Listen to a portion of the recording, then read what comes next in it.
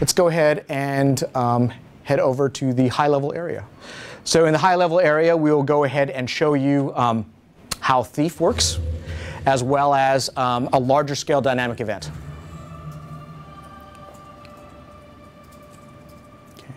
So I talked a little bit about how we want our combat to be very active, to be very dependent on position, and nowhere is that more true than with the Thief profession.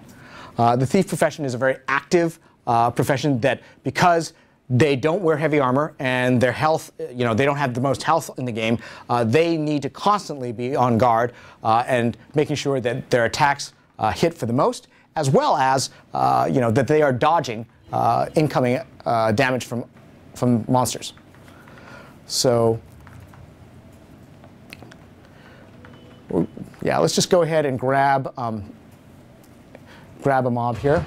All right. So the Thief is the first profession that we revealed that uses pistols. Sarah here has equipped double pistols, which will allow her to do some devastating attacks. You'll see that one of the things, go ahead and show some dodging, because you're taking a ton of damage. One of the things that we have, as I mentioned, we never want someone just to be standing there taking all the damage. We have dodging in the game that allows you to literally avoid attacks, avoid incoming damage. So a good player will keep an eye on when attacks are coming and be able to dodge out of them. Dodging does not come for free. You'll see on the right there's a blue energy bar. As Sarah dodges, she uses up her energy bar. So one of the things that's cool and specific to the Thief profession that's very different from the other professions in the game is if you look at the 5 weapon skills here, there are no cooldown timers. Instead, a Thief relies on an energy pool we call initiative to get her attacks, her weapon skills off.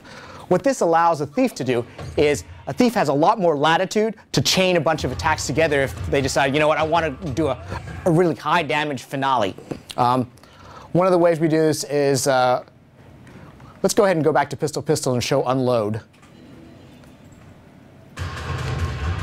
Unload is a particularly powerful attack that, because she's pulling off of her initiative and there's no cooldown, she can do 2 unloads back to back and really take a mob down quickly. Of course, that's a strategic choice that a Thief does, because in depleting all of their initiative, they're going to be vulnerable for a period of time. We could go ahead and show stealth. Obviously, one of the key things behind a Thief would be their ability to stealth. Unlike other games, stealth is not unlimited in Guild Wars 2.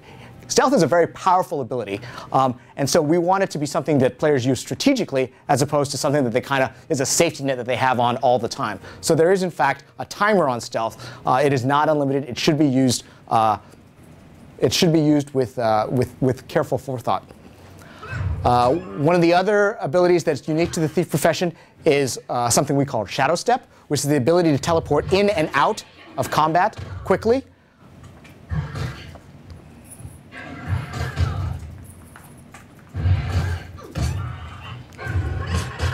Okay.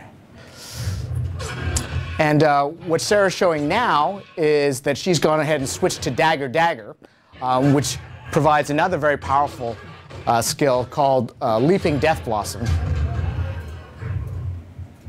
which she did a pretty good job of using just now. Let's see.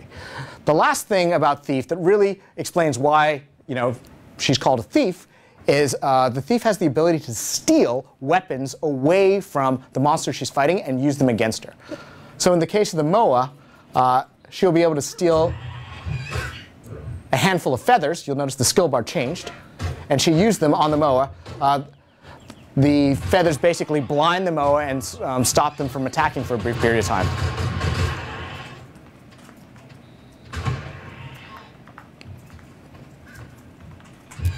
So you'll see that between Shadow Step, having to use stealth, also the Thief has a backstab ability that is very much dependent on what position she's in when she attacks a mob. The Thief has to be even more mindful than other professions as to where they are on the battlefield, what's happening, and what's going on, because we very much want players to be playing and looking at their tune as opposed to studying the UI all the time while they're in combat. Yeah. We're trying to find some giant tree-like. Oh, that looks like. Yeah, there we go. Oak-hearts are particularly fierce opponents. An example of shadow step again, a little bit from a further distance now. Yeah. So again, it allows the thief to get in close really, really quickly. And if you're particularly skilled, you have a way of like getting in a couple of attacks and then jumping out very quickly.